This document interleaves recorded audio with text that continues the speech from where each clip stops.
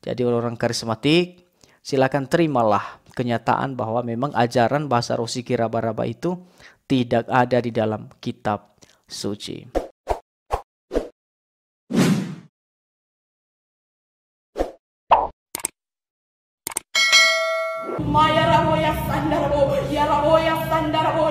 Jangan engkau membuat kelompok-kelompok setan alas. Tapi di beberapa gereja ada Pak Pendeta, mohon maaf, yang angkat tangan begitu, mari kita berbahasa roh katanya begitu ya. Terus kemudian dia bicara dengan musik yang tentu sudah membuat kita juga benar-benar hanyut begitu ya, hanyut bahasa roh begitu. Terus kemudian Pak Pendetanya mulai berbicara dalam bahasa roh. Terus kemudian beberapa pelayan-pelayan dalam gereja juga berbahasa seperti itu. Saya lihat ini apa begitu, terus kemudian satu persatu ngomong begitu dan bahasa yang apa ini. Nah terus kemudian karena saya tidak bisa, terus kemudian saya dikatakan orang berdosa saya. Nah itu yang salah. Itu yang salah. Ya, minta ampun dulu sama Tuhan supaya bisa. Seakan-akan semua orang harus bisa berbahasa roh, dipaksa kami. Dan kawan saya di sebelah saya itu ketakutan. Ibu ke neraka daripada saya ke neraka. Saya bawa keselamatan di sini, bawa berita supaya Anda bertobat, supaya kita sama-sama ke surga. Masih banyak komplain, banyak teteh benges, sontolo ya kalian itu.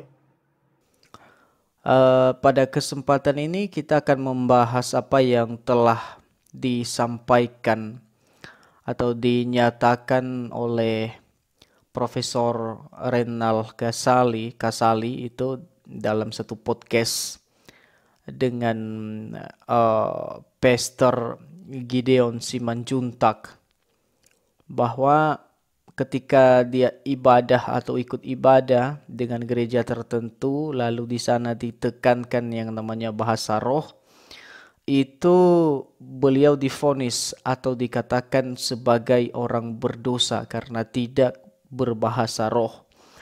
Nah, bagi saya, orang yang mengatakan dia ini sebagai orang yang berdosa, justru itulah yang sesat dan menyesatkan. Klaim-klaim sebagian atau oknum-oknum pengajar karismatik yang menganggap orang yang tidak bisa berbahasa roh itu berdosa, itulah yang menyesatkan. Dan orang-orang itulah yang sesat dan menyesatkan, ya. Ajaran mereka itu menyesatkan dan orangnya juga sekaligus ikut dalam kesesatan itu, ya, sesat.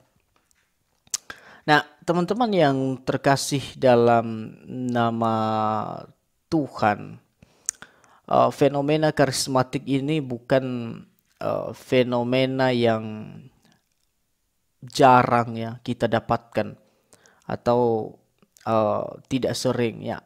Fenomena karismatik ini sering sekali terjadi karena itu dimulai pada akhir abad ke-19 dan kemudian diteruskan di awal abad ke-20 oleh Agnes Osman, dirintis oleh Charles Fox Parham. Jadi bohong ketika dikatakan itu dari Kisah Rasul pasal 2 atau dari gereja mula-mula. Gerakan karismatik tidak ada di Kisah Rasul pasal 2 atau gereja mula-mula, itu pembodohan, ya. Itu tidak benar kalau dikatakan gerakan karismatik sikira baraba itu, ya, sikira baraba itu dari gereja mula-mula. Itu kebohongan terbesar yang disampaikan oleh oknum-oknum mereka itu. Bahkan kalau kita lihat dalam sejarah itu tidak ada, ya, yang mengajarkan bahasa roh sikira baraba hingga nanti sampai ke Charles Fox Parham itu dan Agnes Osman bidat itu. Nah, teman-teman yang terkasih dalam nama Tuhan, kenapa karismatik ini kacau gitu, teman-teman? Nah, karena pada dasarnya gerakan ini atau istilahnya sebagai Pentakosta karismatik ini mendasari ajaran mereka itu pada kitab suci, ya, pada kitab suci, tetapi tambah sesuatu. Nah, yang dimaksud dengan sesuatu itu bisa bermacam-macam, teman-teman, ya. Bisa pengalaman, jadi itu dasar mereka, ya.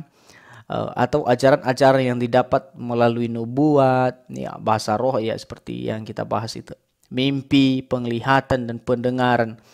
Jadi itu caranya mereka untuk mengajar gitu. Jadi kesaksian mereka itu pun apa yang mereka dapatkan dalam mimpi, itulah yang mereka ceritakan di mimbar-mimbar gereja, seolah-olah itu nubuat untuk mereka.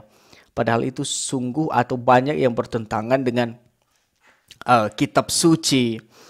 Nah, teman-teman yang terkasih dalam nama Tuhan, lalu yang selanjutnya itu dasar mereka itu kitab suci tambah pengalaman, lalu ajaran yang saya katakan tadi yang mereka dapatkan melalui nubuat, mimpi, bahasa roh, penglihatan, pendengaran, walaupun ini bersifat subjektif ya.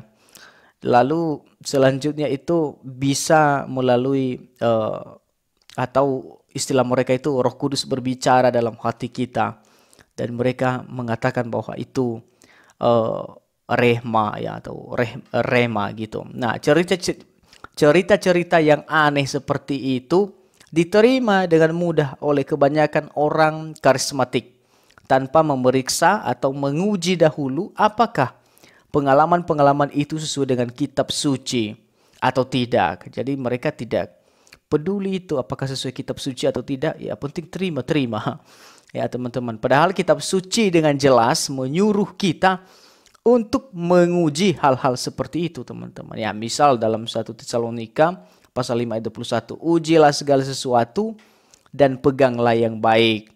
Lalu 1 Yohanes pasal 4 ayat 1, saudara-saudaraku yang kekasih, janganlah percaya akan setiap roh, tetapi ujilah roh-roh itu. Ya, itu dia teman-teman.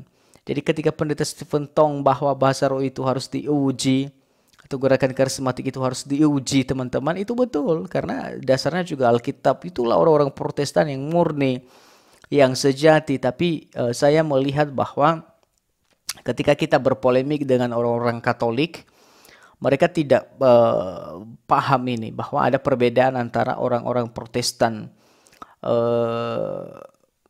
murni ya, atau orang-orang Protestan garis utama dengan pembelokan ajaran sesat karismatik kemudian. Jadi Katolik itu kan biasanya dalam argumen membabat habis itu.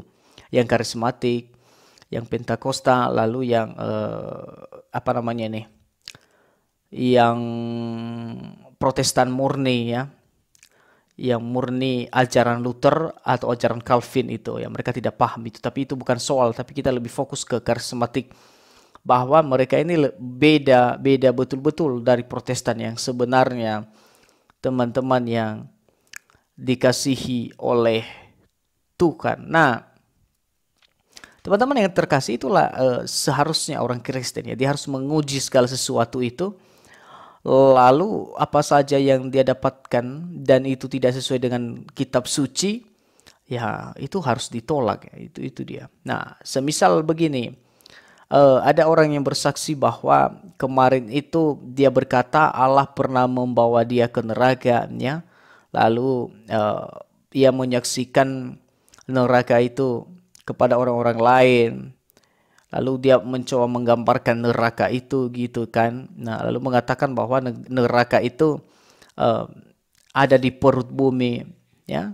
Maka jelas tidak boleh dipercaya. Kenapa? Karena itu sesat dan tidak sesuai dengan dasar Alkitab. Dan ini persis seperti yang telah digambarkan atau telah disaksikan oleh Philip Mantova gitu, ketika dia healing ke surga gitu. Nah, itulah teman-teman yang bisa kita pelajari dari gerakan karismatik ini. Dan saya dikatakan begini, silakan kalau ada video-video tentang karismatik di channel ini, coba Anda share ya. Share sebanyak-banyaknya kepada jemaat-jemaat Protestan ya. Protestan pada umumnya ya, Protestan yang memang betul-betul Protestan gitu, yang betul-betul mengimani iman Protestan yang sungguh-sungguh ya. Semisal kami yang bahas ini, semisal Bang Patrice Smith ya, itu. Jadi channel-channel yang seperti itu kita harus share apa yang mereka sampaikan, supaya orang-orang ini ya, orang-orang yang memberikan kesesatan ini terhindar atau bisa kita katakan mereka tidak laku lagi ajarannya itu. Kan mereka itu kan pintar sekali menghias ajarannya mereka supaya bisa diterima orang. Teman-teman yang terkasih. Jadi mulai dari Agnes Osman itu, ya, mula-mula itu Charles Fox Parham, Agnes Osman, William Seymour, dan diteruskan oleh cucu-cucunya mereka secara rohani itu. Ya, semisal siapa namanya itu, Benny Hinn, ya, Philip Mantopa. Lalu di Indonesia Philip Mantopa, ya betul. Lalu yang Niko Harjo dan lain sebagainya, yang aneh-aneh itulah. Dan mungkin juga Gideon Simanjuntak itu. Ya teman-teman, jadi kesimpulannya begini, kalau seandainya ini Profesor Rehnald Ghazali dituduh sebagai orang yang berdosa karena dia tidak berbahasa roh, justru orang yang menuduh itulah yang berdosa, dan itu bukan hanya lagi berdosa, dia sesat dan menyesatkan. Kenapa?